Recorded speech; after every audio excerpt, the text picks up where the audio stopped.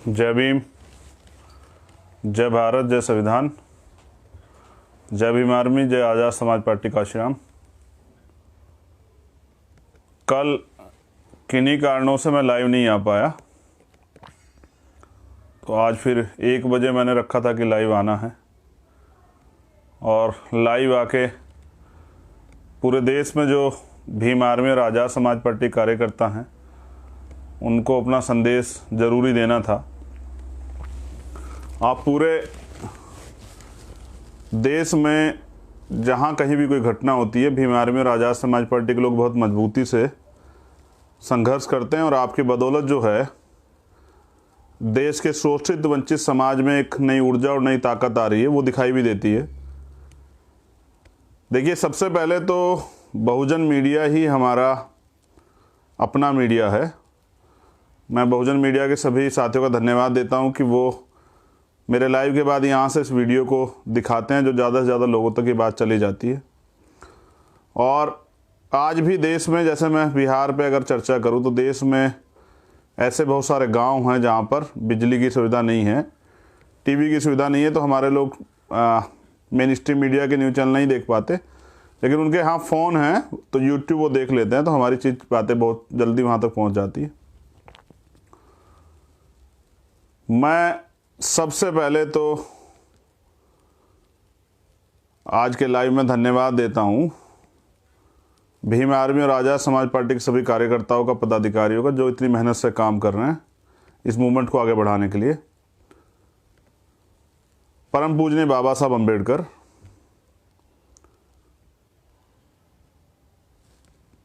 इस शोषित वंचित समाज को जानवरों के जीवन से उबार कर इंसान बनाने वाले और भारतीय संविधान को लिखकर हम सब लोगों को बराबर का अधिकार देने वाले नारी के मुक्तिदाता परम पूजनीय बाबा साहब डॉक्टर भीमराव अम्बेडकर जी को मेरा नमन। संत श्रोमणी सतगुरु रविदास जी महाराज, भगवान वाल्मीकि महाराज, गुरु नानक देव, संत कबीर, बाबा चौहरमल, जितने भी महापुरुष हुए हैं उनको मेरा क्रांतिकारी जय भीम, सतनाम। बहुजन समाज में जन्मे राष्ट्रपिता ज्योतिबा फूले, पेरियार साहब, पेरियार लल्लू यादव, संत गाडगे जी महाराज, गुरु नारायण स्वामी, माँ अहिल्याबाई होलकर, छत्रपति साहू जी महाराज, शिवाजी महाराज, शहीद भगत सिंह, शहीद उधम सिंह, बिहार के लेनिन कहे जाने वाले बाबू जगदेव प्रसाद कुशवाहा, जननायक कर्पूरी ठाकुर और अन्य भी महापुरुष हैं जिन्होंने बहुजन समाज को समय समय पर नए रास्ते दिए और अन्याय अत्याचार खिलाफ लड़ना सिखाया। जो आज हम लोग कर रहे हैं ये आज का काम नहीं है, लंबे समय से आज़ादी के बाद भी और आज़ादी से पहले भी हमारे महापुरुषों ने संघर्ष किया, बलिदान दिया, तब जाके ये आज़ादी हमें मिली है। मेरे आदर्श, मेरे गुरु और बहुजन समाज को राजनीतिक ताकत का एहसास कराने वाले महान संत मान्यवर साहब श्री काशीराम को नमन करते हुए आज का जो लाइव है, वो लाइव का उद्देश्य ये है कि आप तक जो चीज़ें नहीं पहुंच रही हैं वो पहुंच जाएं। पहली बात तो बुलंदशहर में कल रैली है, उत्तर प्रदेश के अंदर पहली रैली जो है, राजनीतिक रैली, वो होने जा रही है। वो बुलंदशहर में है, कल सुबह 10 बजे हमारे लोग वहाँ पहुँच रहे हैं। महत्वपूर्ण रैली है और हमेशा की तरह मुझे उम्मीद है कि जितना प्यार और आशीर्वाद बहुजन समाज ने मुझे दिया है वो कल भी जो है, जैसे पूरे देश में कहीं भी कोई रैली या आंदोलन होता है तो देखने को मिलता है, तो मुझे उम्मीद है कि कल वो बुलंदशहर में भी देखने को मिलेगा। जैसा बिहार के लोगों ने प्यार दिया, वो हजारों हजारों की संख्या में रैली में आते हैं। उसके साथ सबसे पहले जो मैंने मामला डाला है कैप्शन में, वो हाथरस का है। लगातार पीड़ित परिवार से हमारी बात होती रहती है। मेरी बात हुई थी अभी 2 दिन पहले भी हमारे एक जिम्मेदार साथी से, और उन्होंने मुझे एक अहम जानकारी दी। मुझे आपको जानकारी देना ज़रूरी है क्योंकि मीडिया का काम अब ख़त्म हो चुका है वहाँ। मीडिया अब उसे ज़्यादा नहीं दिखाएगी क्योंकि मीडिया आपकी है ही नहीं। तो बहुजन मीडिया और बहुजन समाज के कार्यकर्ता द्वारा वो जो है आपको दिखाई दे, बार बार वहाँ की जानकारी मिलती रहेगी, क्योंकि मैं शोषित वंचित समाज की आवाज़ आपने मुझे बनाया है और मैं हर उस मुद्दे को उठाता हूँ जहाँ अन्याय अत्याचार होता है। हाथरस में अभी जानकारी ये मिली है कि पहले तो सरकारी नौकरी की अभी कोई व्यवस्था नहीं हुई है। उस परिवार को गांव से बाहर रहने के लिए जो आवास की मांग की गई थी वो भी अभी सरकार ने पूरी नहीं की है, अभी गांव में ही परिवार रह रहा है। तीसरी एक अहम जानकारी यह है कि 25 लाख रुपए के मुआवजे की सरकार ने बात की थी, जो SC/ST एक्ट में पहले से 8.5 लाख रुपए मुआवजा मिलता है, कंपनसेशन मिलता है एक्ट के अनुरूप, जिसमें सरकार कोई रोल नहीं है, उसी के साथ जोड़ के वो मुआवजा दे दिया गया है।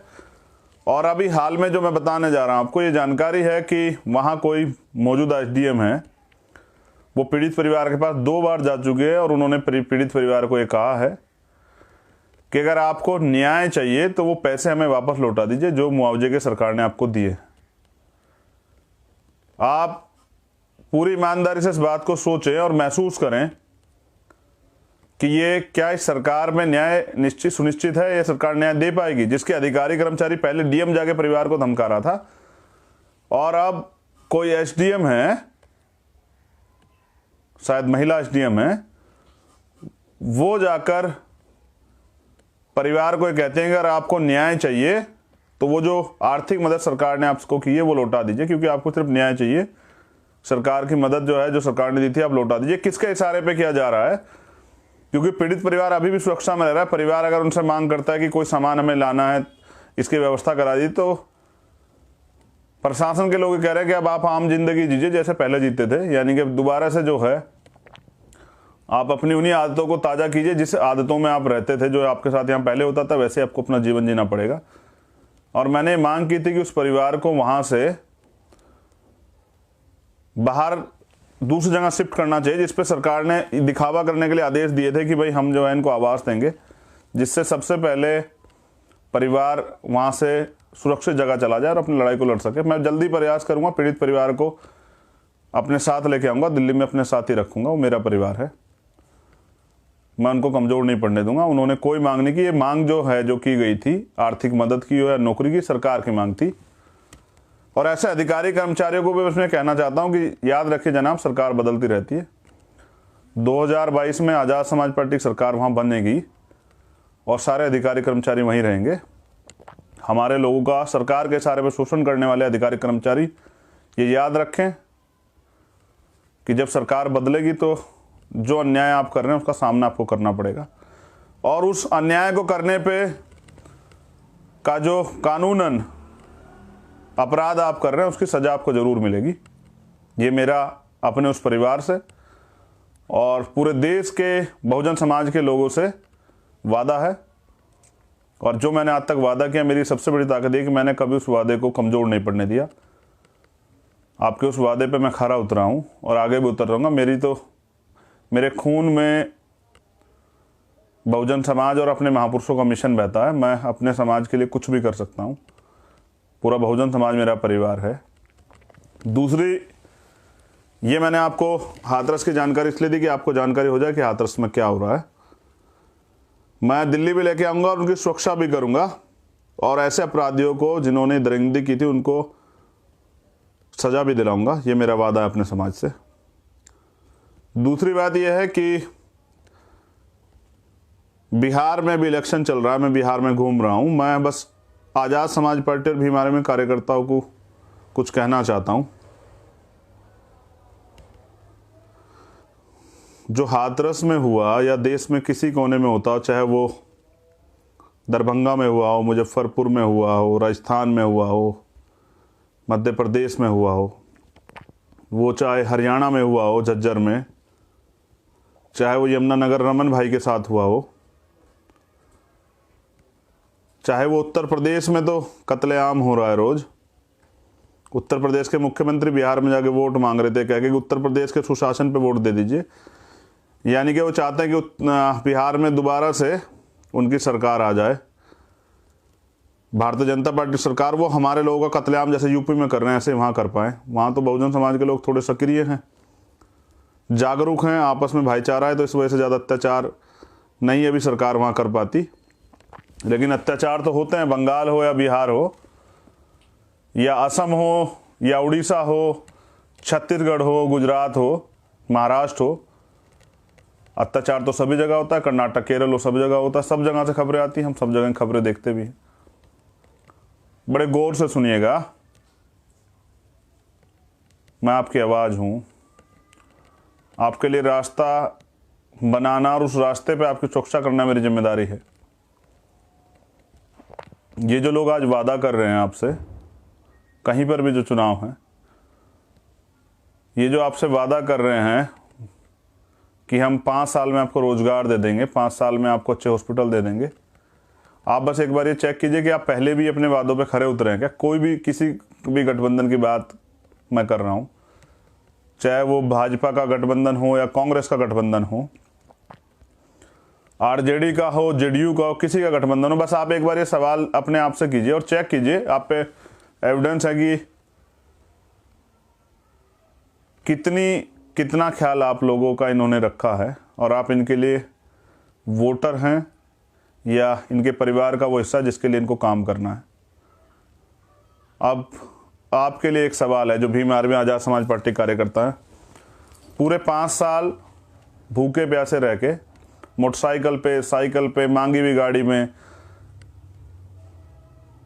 तमाम तरह के अपमान सहते हुए, कभी मॉब लिंच के खिलाफ, कभी जुल्म जाति के खिलाफ आप लोग संघर्ष करते हैं। पूरे 5 साल सड़क पे रहते हैं, भूखे प्यासे, सर्दी में बिना जैकेट के और गर्मी में कड़ी धूप में आप आंदोलन करते हैं, संघर्ष करते हैं और हमेशा सदन के बाहर ही खड़े रह के चिल्लाते रहते हैं। इससे कुछ नहीं बदलेगा, इससे आपका संघर्ष तो मजबूत हो जाएगा। मान्यवर काशीराम साहब कहते थे कि जिस समाज की गैर राजनीतिक जड़ें मजबूत नहीं होती, उनकी राजनीति कभी कामयाब नहीं होती। सामाजिक संगठन के दम पे,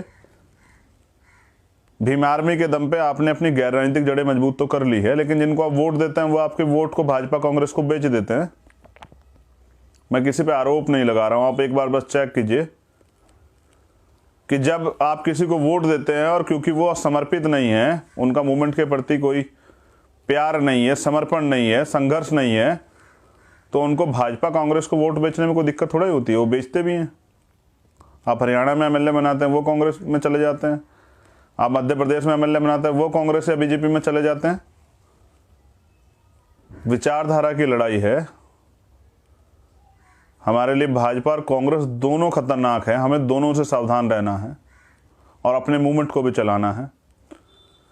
मेरी सबसे बड़ी ताकत आप लोग हैं। मैंने जैसा कहा कि आप 5 साल भूखे प्यासे रह के सर्दी, गर्मी, बरसात की परवाह ना करते हुए संघर्ष करते हैं, और जब मौका मिलता है आपको ईमानदार लोगों को सदन में भेजने का, अपने लोगों को सदन में भेजने का, खुद सदन में जाने का, तब आप चूक कर जाते हैं। इसी वजह से बहुजन समाज शासक नहीं बना।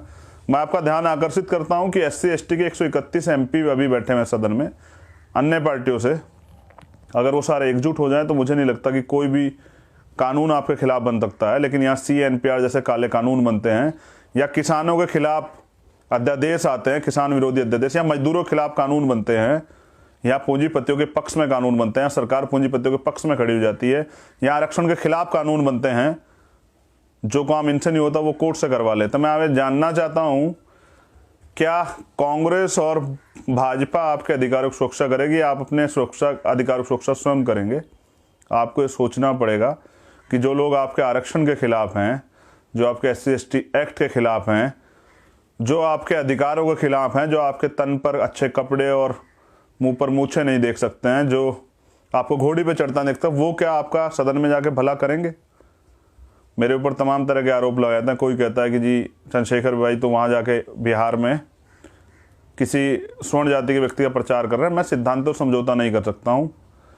इन आरोप को लगाने से अच्छा है कि आप अपनी पार्टी के लिए बेहतर कार्य करें, तो हो सकता है आपकी पार्टी का भला हो जाए, या फिर आप साबित कीजिए। मैं तो ईमानदार व्यक्ति हूँ। मैंने तो उत्तर प्रदेश के मुख्यमंत्री से भी कहा था, जब उन्होंने 100 करोड़ की फंडिंग का आरोप लगाया और सब चीज़ें, मैंने कहा था अगर वो 1 लाख रुपए मेरे अकाउंट में साबित कर दे तो मैं आजीवन राजनीतिक संन्यास ले लूँगा। या 1 रुपए का आरोप तय कर दें तो मैं उस साबित कर दें तो मैं उस पर भी राजनीतिक संन्यास ले लूंगा, लेकिन आप इस्तीफा दे दें तो वो तो नहीं कर सकता है। अगर आप चाहते हैं कि आपने 5 साल जो मेहनत पैदा की है, मेहनत आपने की है, अगर उससे आप चाहत पैदा कर लें, मान्यवर काशीराम साहब एक नारा देते थे, एक सिद्धांत था उनका, वो कैडर में बताते, N into D into S, need, desire, strength. अगर आप जो जरूरत है कि हमारे लोग सदन में हो और आपके साथ जो जरूरत है उनको पूरा आप करना चाहते हैं, अपने सामाजिक परिवर्तन आप करना चाहते हैं, तो नीड जरूरत प्लस डिजायर यानी कि चाहत, अपने अंदर चाहत पैदा कीजिए कि हमें ना बिकने वाला समाज और ना बिकने वाले नेता बनाकर अपने वोट को बिकने नहीं देना है। वोट की ताकत को पहचानना है। वोट का अधिकार आपको बिकने के लिए नहीं मिला है, वोट का अधिकार आपको अपनी गुलामी से मुक्ति के लिए मिला है। यहाँ समता, समानता, बंधुत्व, भाईचारे को आगे बढ़ाने के लिए मिला है, बहुजनों के राज के लिए मिला है। और लास्ट स्ट्रेंथ, उससे ताकत का निर्माण कर लें तो मुझे लगता है कि वो दिन दूर नहीं है कि बहुजन समाज जो है शासक बन जाएगा, बहुजन समाज का राज आ जाएगा। बिहार में आपके पास मौका है। जिन्होंने पहले आपको धोखा दिया है वो इस बार भी आपको धोखा देंगे। पूरी हिम्मत से अगर आप पीडीए गठबंधन को वोट करते हैं, आज़ाद समाज पार्टी के कार्यकर्ताओं को, पदाधिकारियों को वोट करते हैं, प्रत्याशियों को वोट करते हैं, तो मुझे पूरा भरोसा है कि आने वाला कल जो है वो बहुजन राजनीति का सुनहरा कल होगा, जिसमें, क्योंकि आज तक हमारे लोगों ने संघर्ष किया और आप जानते हैं कि भीम आर्मी के लोग स्वाभिमान समझौता नहीं करते हैं। रात के 2 बजे या 4 बजे, धूप हो, बारिश हो या सर्दी हो, आप ये बुलाते हैं तो वो आते हैं और संघर्ष करते हैं। कितने मामले हैं इस 5-6 साल के भीम आर्मी के जीवन में? हजारों आंदोलन हैं, हजारों लोगों ने जेल काटी है, हजारों लोगों ने मुसीबतें झेली है, लाठियाँ खाई हैं, कुर्बानियाँ दी हमारे लोगों ने, तब भीम आर्मी बनी है। और आज़ाद समाज पार्टी अब इस देश में राज करने के लिए हम लोग आए हैं। हम लोग यहाँ गुलामी करने के लिए पैदा नहीं। और मैं आपको पूरी ईमानदार से इस बात को कहता हूँ, याद रखिए, ये देश हमारा है। बाबा साहब ने कहा था 21वीं सदी हमारी है। हम यहाँ राज करने के लिए पैदा हैं, किसी की चप्पल उठाने के लिए, किसी के चरणों में पड़कर राजनीति करने के लिए नहीं पैदा हुए, चाहे वो स्वर्ण हो या कोई और हो। आने वाला कल बहुजनों का है, फैसला आपका है। आपके पास बुलंदशहर भी उदाहरण है। आपको ये देखना है कि आपकी असली लड़ाई कौन लड़ रहा है। ये लड़ाई सिर्फ राजनीतिक सत्ता के लिए नहीं है, एक सामाजिक सत्ता, सामाजिक परिवर्तन का आंदोलन है जो अपने सिद्धांतों समझौता नहीं कर रहा है तमाम मुसीबतों के बाद भी। ये कारवा आगे बढ़ेगा क्योंकि इसे कारवे को आगे बढ़ाने के लिए तमाम लोगों ने संघर्ष किया है। ये भी याद रखा जाए, कुछ लोगों को गलतफहमियां हैं कि वो इसे तोड़ देंगे, वो इसके टुकड़े कर देंगे। इसके टुकड़े तब होंगे, इसका भाईचारा तब खत्म होगा, हम लोग तब अलग होंगे जिस दिन ये शरीर हमारा साथ छोड़ देगा। हम एक थे, हम एक हैं और हम एक रहेंगे। मेरी बहुत बहुत मंगल कामनाएं सब लोगों को। कल बुलंदशहर की रैली में आपसे मुलाकात होगी और 26 तारीख को मैं प्रयास करूंगा कि 26 तारीख को लाइव आके आपको बताऊं कि आपको आज़ाद समाज पार्टी को क्यों वोट करना है, क्योंकि 28 तारीख को पहला चरण है बिहार का और 3 तारीख को दूसरा चरण है और उपचुनाव पे भी वोटिंग है। मध्य प्रदेश में भी हम उपचुनाव लड़ रहे हैं और बड़ौदा में हमने समर्थन भी किया है। हरियाणा में हमने आज तक ये लड़ाई ईमानदार से लड़ी है। संघर्ष को आगे बढ़ाना, को ताकत देना, ये आपकी जिम्मेदारी है। आप याद रखिए कि वोट देने से पहले मैं कह रहा हूं कि 26 तारीख में आपसे बात करूंगा वोट पे। आज तो मैं कुछ अहम जानकारी देने के लिए आपको आया था। मेरी बहुत बहुत मंगल कामनाएं। जहां भी जो प्रत्याशी लड़ रहा है वो प्रत्याशी नहीं लड़ रहा है, आपका भाई लड़ रहा है, चंद्रशेखर आज़ाद लड़ रहा है, भीम आर्मी लड़ रही है, आज़ाद समाज पार्टी लड़ रही है, बहुजनों का संघर्ष लड़ रहा है, बाबा साहब का सपना लड़ रहा है, मान्यवर काशीराम साहब का सपना लड़ रहा है, मान्यवर दीना भाना वाल्मीकि जी का सपना लड़ रहा है। अपने महापुरुषों के संघर्ष को याद कीजिए, कितना बलिदान देके उन्होंने आपको अधिकार दिए हैं। और अगर अब तक भी आप स्पष्ट कर रहा हूँ, अगर अब तक भी आप लोग सत्ता में नहीं है इसके लिए मैं जिम्मेदार नहीं हूँ, क्योंकि मैंने तो अब मोर्चा संभाला है। अब से पहले राजनीतिक रूप से मैं नहीं था। सामाजिक रूप से मेरी क्षमता ये है, मेरे नेतृत्व की क्षमता ये है